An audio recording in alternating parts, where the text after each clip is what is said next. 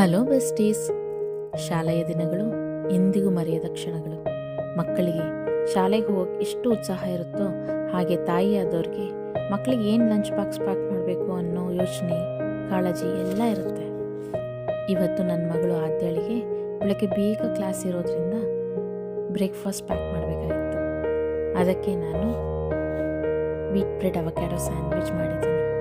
ಹಾಗೆ ಆಲೂಗೆಡ್ಡೆ French fries ಮತ್ತು ಬ್ಲೂಬೆರೀಸ್ ಪ್ಯಾಕ್ ಮಾಡ್ತಾ ಇದ್ದೀನಿ. ಈ ದಿನ ನಿಮಗೆ ಒಳ್ಳೆಯದಾಗಲಿ. ಮತ್ತೆ ಸಿಗೋಣ. ಇಂತಿ ನಿಮ್ಮ ಸಾಧನ.